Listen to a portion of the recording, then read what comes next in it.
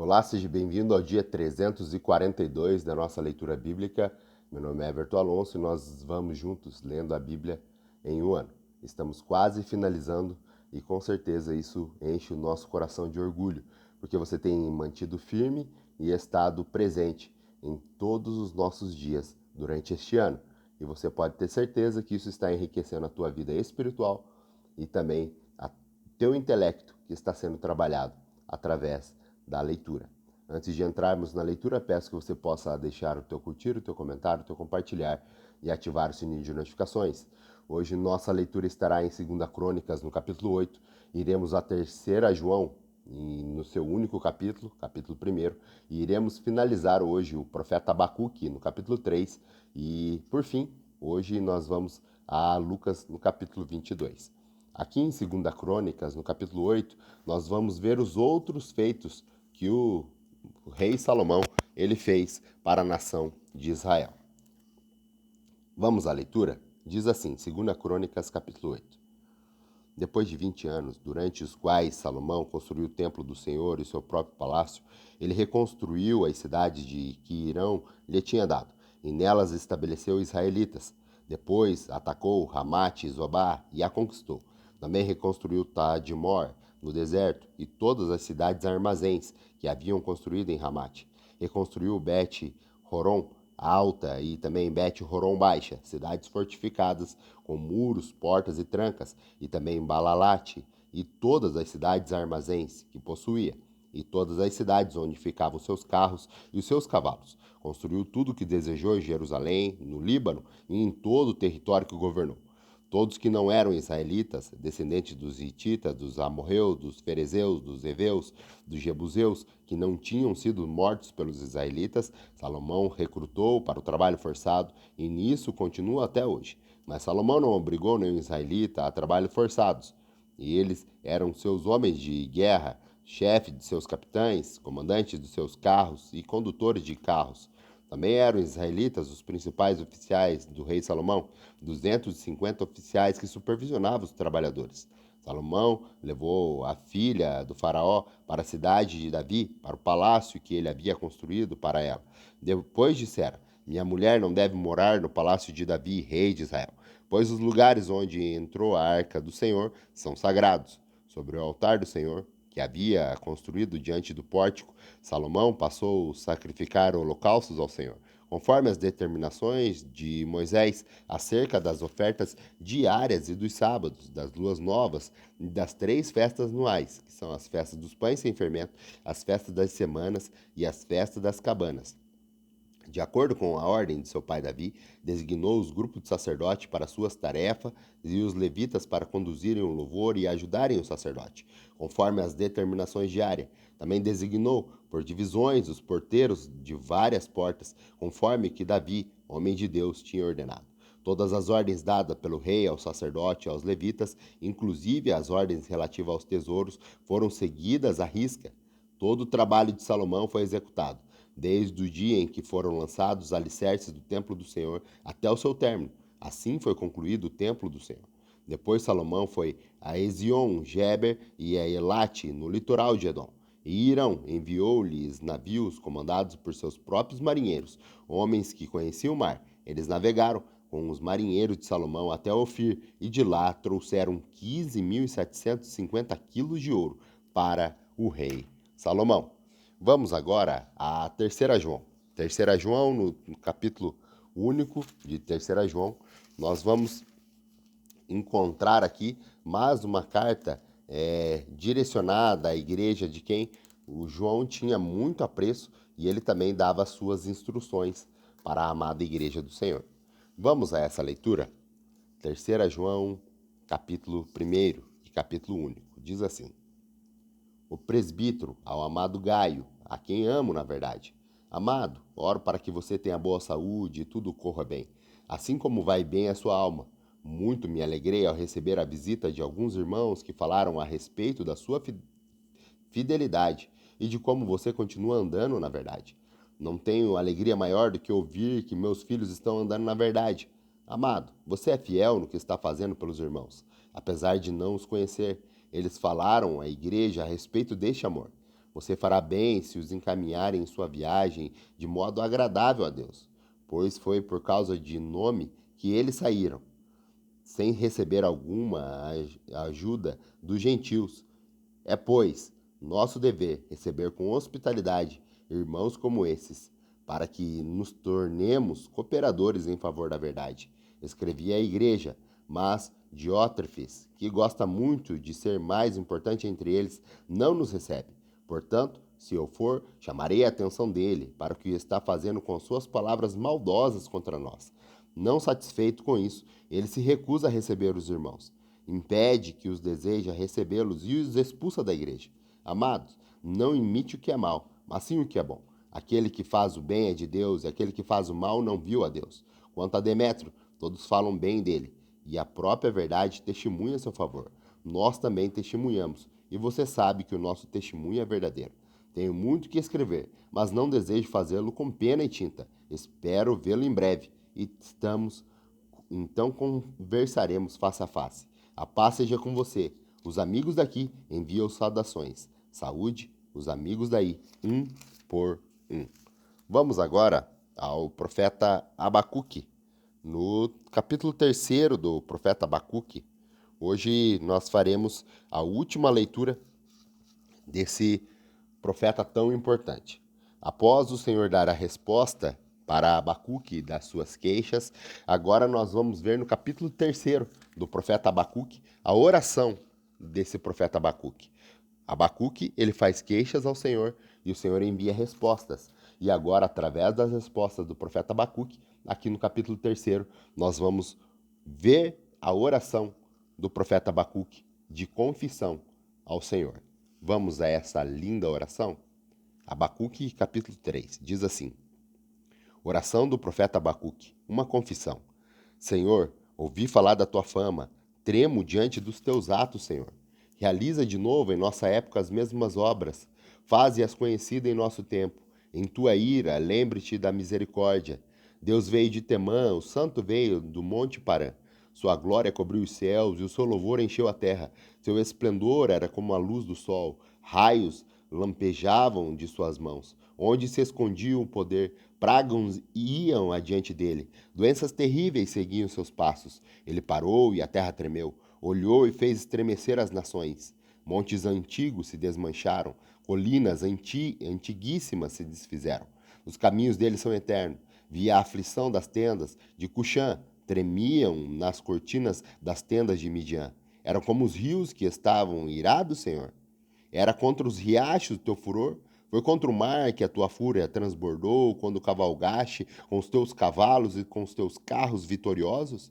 Preparaste o arco, pediste muitas flechas, fendeste a terra com os rios, os montes te viram e se contorceram, torrentes de água desceram com violência e o abismo estrondou, erguendo as tuas ondas. O sol e a lua pararam em suas moradas diante do reflexo de tuas flechas voadoras, diante do lampejo de tua lança reluzente. Com ira andaste a passos largos por toda a terra, e com indignações pisoteaste as nações.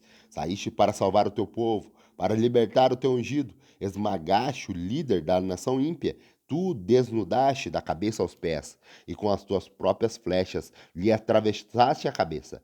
Quando os guerreiros saíram como um furacão para nos espalhar com maldoso prazer, como que estivessem prestes a devorar o necessitado, e em teus esconderijos pisaste o mar com os teus cavalos, agitando as grandes águas. Ouvi isso e o meu íntimo estremeceu. Meus lábios tremeram e os meus ossos desfaleceram. As minhas pernas vacilaram. Tranquilo, esperarei o dia da desgraça que virá sobre o povo que nos ataca. Mesmo não florescendo a figueira, e não havendo uva nas videiras, mesmo falhando a safra de azeitona, e não havendo produção de alimento nas lavouras, nem ovelhas nos currais, nem bois nos estábulos, ainda assim exultarei no Senhor, e me alegrarei no Deus da minha salvação, o Senhor. O soberano é a minha força, ele me faz os meus pés como os dos servos, faz-me andar em lugares altos. Tudo isso para o mestre de música e para os instrumentos de cordas. Essa é a nossa leitura última do profeta Abacuque. Agora, para finalizarmos a leitura de hoje, iremos a Lucas, a história da conspiração contra Jesus, nós vamos ver também a ceia do Senhor, nós vamos ver Jesus orando no Monte das Oliveiras, nós vamos ver Jesus sendo preso, aqui em Lucas, no capítulo 22, nós vamos ver Pedro negando Jesus, os soldados zombando de Jesus e, por fim, Jesus perante Pilatos e Herodes. Todos esses episódios nós vamos ler aqui no capítulo 22 de Lucas. Está preparado para essa viagem gloriosa?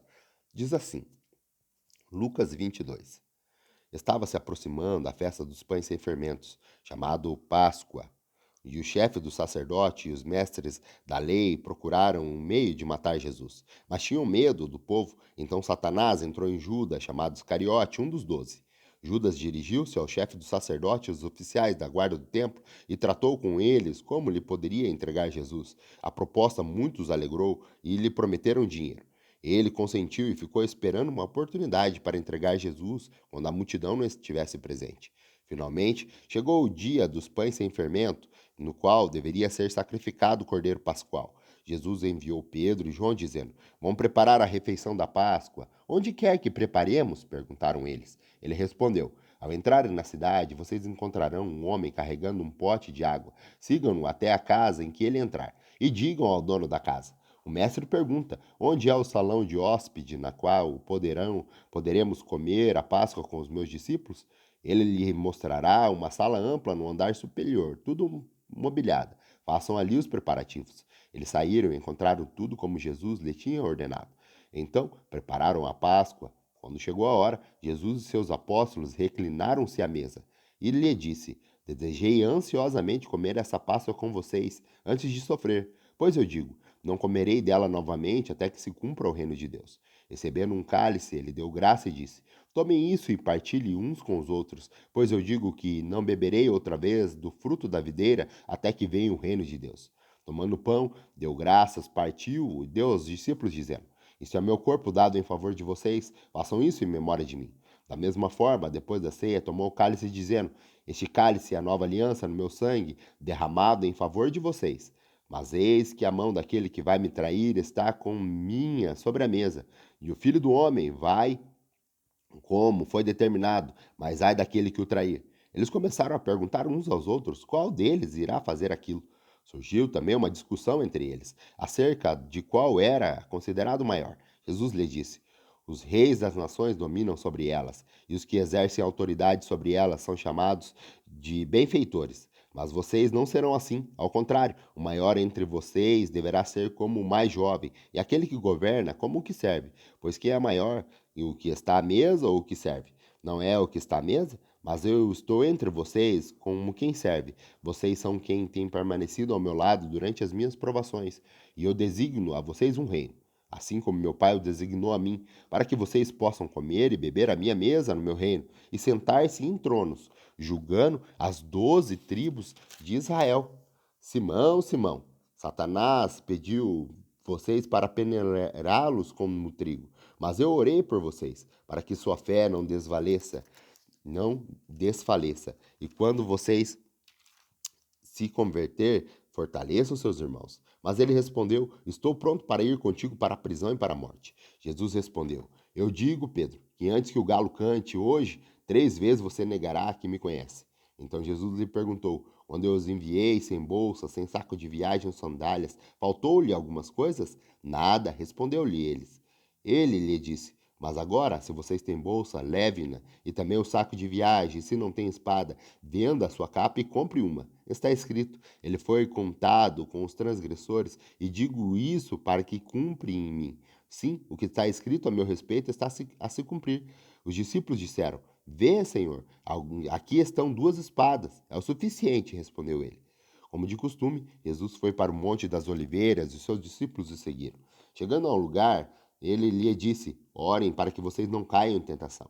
Ele se afastou deles a uma pequena distância, ajoelhou-se e começou a orar. Pai, se queres, afasta de mim esse cálice. Contudo, não seja feita a minha vontade, mas a tua. Apareceu-lhes então um anjo do céu que o fortalecia. Estando angustiado, ele orou ainda mais intensamente, e o seu suor era como gotas de sangue que caíam no chão.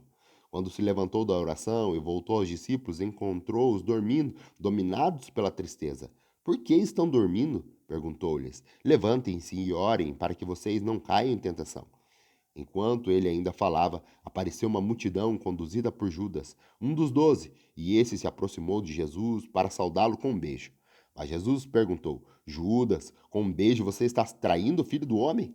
Ao verem que ia acontecer, os que estavam com Jesus disseram: Senhor, atacaremos com espada? E um deles desferiu o servo do sumo sacerdote, decepando-lhe a orelha direita. Jesus, porém, respondeu: Basta! E tocando na orelha do homem, ele o curou.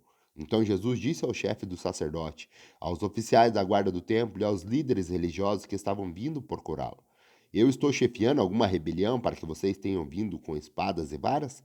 Todos os dias estive com vocês no templo e vocês não levantaram a mão contra mim, mas esta é a hora de vocês, quando as trevas reinam. Então prenderam, levaram para a casa do sumo sacerdote.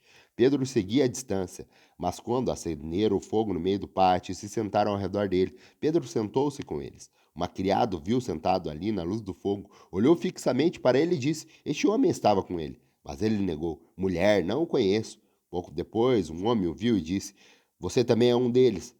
Homem, não sou, respondeu Pedro. Cerca de uma hora mais tarde, outro afirmou: Certamente este homem estava com ele, pois é galileu. Pedro respondeu: Homem, não sei do que você está falando. Falava ainda quando o galo cantou. O Senhor voltou-se e olhou diretamente para Pedro. Então Pedro se lembrou da palavra que o Senhor lhe tinha dito: Antes que o galo cante hoje, você me negará 3 vezes. Saindo dali, chorou amargamente. Os homens que estavam detendo Jesus começaram a zombar dele e a bater nele. Cobriam seus olhos e perguntavam: Profetize, quem foi que bateu em você? E lhe dirigiam muitas outras palavras de insulto. Ao amanhecer, reuniu-se o sinédrio, tanto os chefes dos sacerdotes quanto os mestres da lei. E Jesus foi levado perante eles. Se você é o Cristo, diga-nos, disseram ele. Jesus respondeu: Se eu vos disser, não crereis em mim. Se eu vos perguntar, não responderei. Mas de agora em diante, o Filho do Homem está assentado à direita de Deus Todo-Poderoso. Perguntaram-lhe todos: Então você é o Filho de Deus? Vós que estão dizendo que eu sou, respondeu ele. Eles disseram: Por que precisamos de mais testemunhas? Acabamos de ouvir dos próprios lábios dele. Essa é a nossa leitura de hoje. Grato pela tua companhia. Se o nosso Senhor nos permitir, retornamos amanhã para mais um dia nessa gloriosa leitura que transforma a nossa vida. Até lá!